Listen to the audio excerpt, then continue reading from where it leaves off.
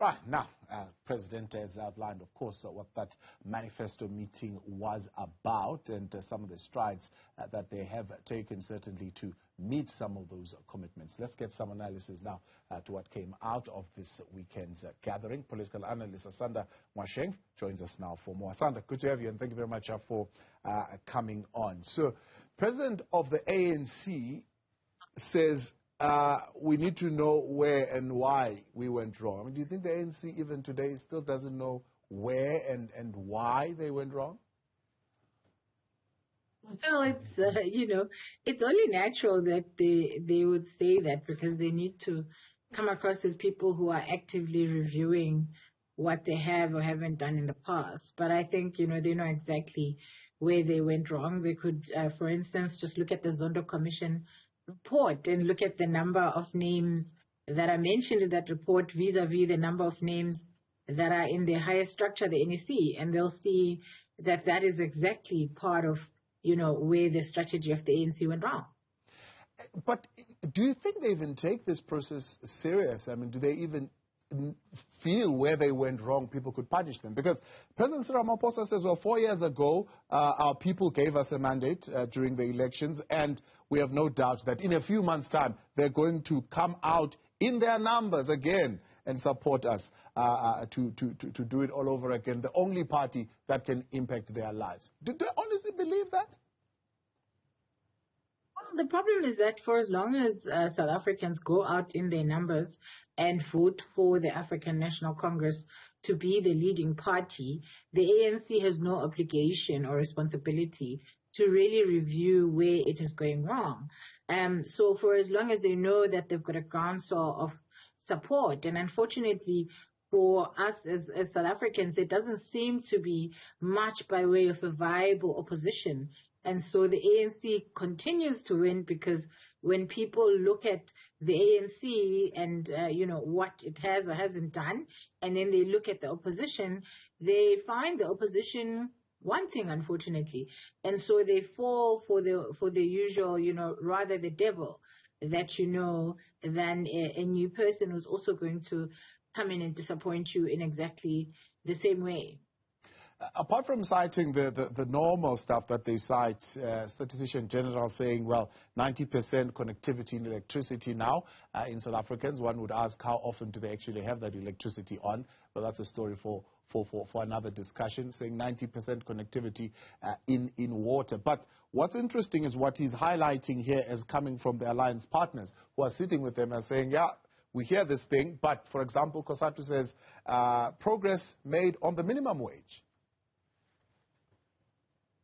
Yeah, the problem, you see, what we did in 1994, unfortunately, is that we literally put all of our eggs in one basket, and we essentially took every single infrastructure, every single system, and every single organization that was there for protecting people, and we put it under the ANC. And so organizations like SANCO, the labor movement, and so many other organizations that used to challenge government no longer exist. And so that's why, in part, it's become so difficult to hold the ANC accountable, because the people who would ordinarily, the structures and the systems and the organizations who would ordinarily try to hold the sitting government in power over and above opposition are the ones who are in the lead. They're the ones who are in the seat. And we as a country allowed the ANC to basically dig out our leadership, such that now it's time for a new kind of politics. It's time for rethinking how we do politics in South Africa.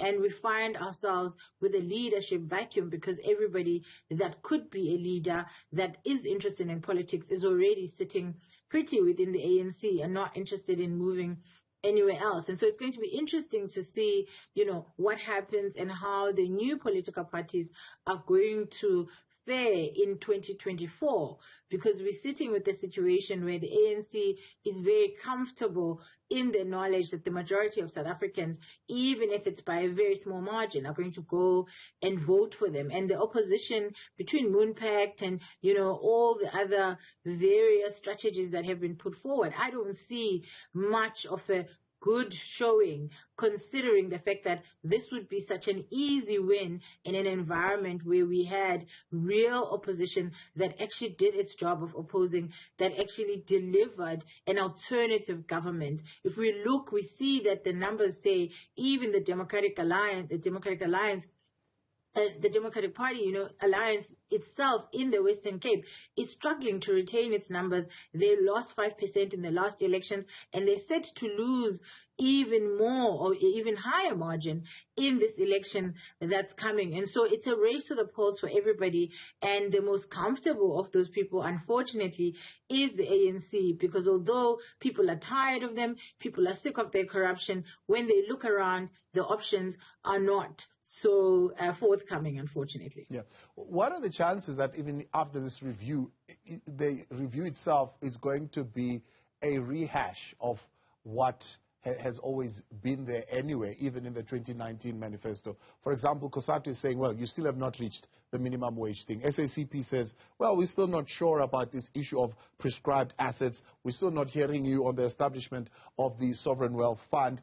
And there are others who are saying, well, you still have not delivered on this issue of land, and progress needs to be made there. So are we likely going to see those items showing up again in the 2024 manifesto of the ANC? Yeah, I don't see much changes happening, to be honest. I think it's going to be a copy and paste of 2019 and every other manifesto that we've seen. And part of that is because the problem with South Africa, while they change, also remain very, very, the same, in the sense that you have inequality which needs to be dealt with. You have black people still in the main being the poorest in this country. You have youth unemployment, which mainly plagues young black women more than any other race or gender group. And so these issues continue to plague us.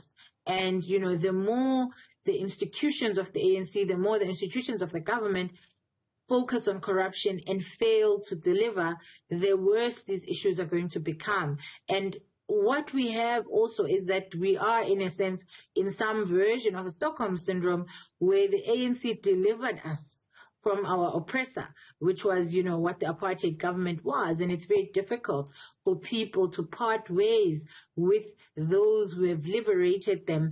And it's going to take young people who don't have as much of a memory of apartheid going out to vote in their numbers and showing the ANC that they are interested in new governance, they are interested in new structures for any change to take place. And if those young people don't go out to vote and don't have the patience or the time to go and wait it out in those queues, then we're going to likely see a similar result in the elections as we've seen in every election since 1994. We saw Cyril Ramaphosa trying to downplay some of the difficult issues, I suppose, that he's got to deal with. One is the fact that his energy minister snubbed him when he was supposed to come and sign a bilateral agreement. He says, well, look, you guys are making a heel out of this thing. It's really not that serious. Government signed that thing, and that is good. But we know that Fikile Mbalula has said there is this tendency of ministers to kind of defy the president, and the president needs to deal with that. Is he going to be able to deal with that kind of challenge? Well, this has been the one big thing that has been plaguing the Cyril Ramaphosa presidency, that he doesn't seem to be as respected by his ministers as previous presidents seem to be. And there does seem to be, these rumors that he's seen to be a lackey of what's called white monopoly capital, and therefore people don't listen to him and people don't really care much about the things that he decides are a priority vis-a-vis what they think are a priority. And so I believe part of what we're seeing is, this kind of two centers of power thing playing itself all over again, where there are rumors that, the president is much closer to some in business than he should be, and the ANC people are then pushing back in various ways and trying to regain some kind of power on influence on the policy direction of the country. And that's something that he has to manage politically and also in terms of answering and helping South Africans to understand and to see that these rumors about his relationship with White Monopoly Capital are not what they are said to be, because that creates an impression that we do have a puppet government instead of a government that is backed by the African National Congress. And the African National Congress itself is going to have to deal with those kind of rumors, because their own credibility as a political party is under threat if people feel like the president together with the bigger political party are not working together. Then how can they entrust them with, the country? And I think it's going to be interesting in the run-up to 2024, what happens to Cyril Ramaphosa, what happens with Paul Mashatile, and what happens with the rest of the NEC. And we will see the current government that we have going, post-2024, or is it likely to be a new government altogether? These are the things that South Africans are interested in seeing. But even before that, the country is going to have to reckon with this idea of cooperative governance and what that could look like, and this idea of political parties having to collaborate in the face of nobody reaching that 51% threshold in the national or the provincial elections. And particularly with independent candidates, it's going to get very complicated very quickly. And so it's also going to need the IEC to be very strong and very clear on what the rules are around what can and cannot happen. And I've been saying and calling for a long time now that there needs to be some kind of conference, some kind of CODESA-like conference where we discuss what the future of South Africa looks like in terms of governance, and how do we ensure that democracy doesn't get usurped by situations where 1% holders like Alderman and others have become the kingmakers and become the mayors, which goes against, the very manifesto that the ANC put forward in 2021, where they said, make sure that the municipalities are led by the best people possible. We're seeing in Johannesburg now, I don't know if they can honestly say that the current mayor is the best candidate available in South Africa and in Johannesburg to lead Johannesburg at such a critical time where citizens are struggling with either not having water or not having electricity, but never having the two at the same time. Yeah, well, the question would be whether is he really leading Johannesburg or merely being the face office and it's being led elsewhere. Speaking of where the strings are being pulled and the future of Paul Mashatile, what's your analysis on this thing? The president says, well, look, I'm also as surprised as everybody. I read that report and I went to my deputy and I said, what are you talking about? I'm the one who would remove you if there was even such a thought, and I have not even thought of that because I would be out of my mind. I'm the one who put you there. But obviously, Paul Mashatile making that statement, he doesn't believe that the president is the only one who makes that decision. Hence, he's making the statement that, well, there are those who want me out by next month. I mean, I think that he's taking a leaf out of the Jacob Zuma strategy of obfuscate, avoid, shift the blame when you are being called to account. There have been media reports of his corruption and his alleged connections to very corrupt individuals like Edwin Sodi, who is alleged to have been involved in millions of rands being used for everything but what they actually were disbursed from the treasury for. And so I think he's using the Jacob Zuma strategy of making himself the victim, because you've got those corruption, allegations coming out with quite critical details around his connections, particularly the fact that there's allegations that he used the house that used to belong to Edwin Sodi even after it had been, taken over by the state as part of its asset forfeiture. And so those are some critical questions that are being asked, and he hasn't answered to them directly in any way. And I think, the coming up of the video on top of the media and the scandals that were coming out about him really does put him in a tight corner where he has to account and he has to figure out ways to make himself look, like somebody who is not as smeared and as mired in corruption as is being alleged. And so the easiest thing is just to duck and dive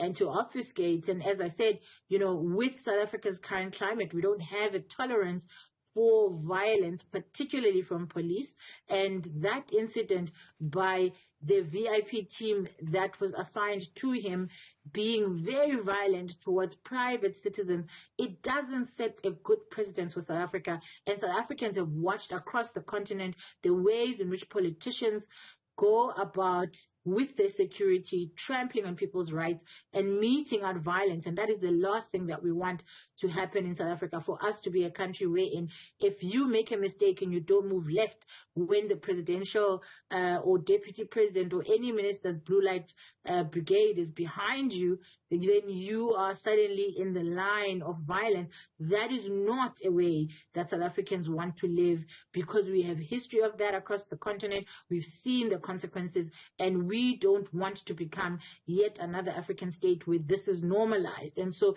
he has to speak out, and he has to come out, and he has to clarify what happened, when did it happen, and why would his team in particular think that that behavior was acceptable, whether he gave the instruction or not. And I think that's what he's stuck with. And same with the corruption, allegations in the media reports. He has to figure out ways to clarify and to show himself to not be this corrupt individual that is being painted as, because ultimately, if 2024 comes and he's still in power and more scandals are coming out, it does a lot to ruin further, the reputation of the ANC, because you may think that it's not possible for the ANC to hit further, for the bottom to fall out, but we're seeing that there's still a deeper bottom that's still going to fall out, and the ANC can ill afford, to continue to be mired,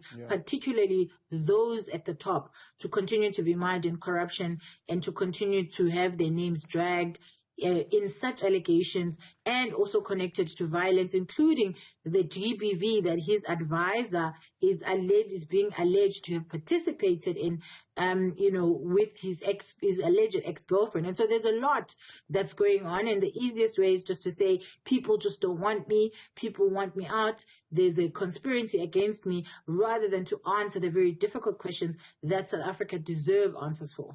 Asanda Ngoasheng, thank you tonight, and we appreciate you coming on.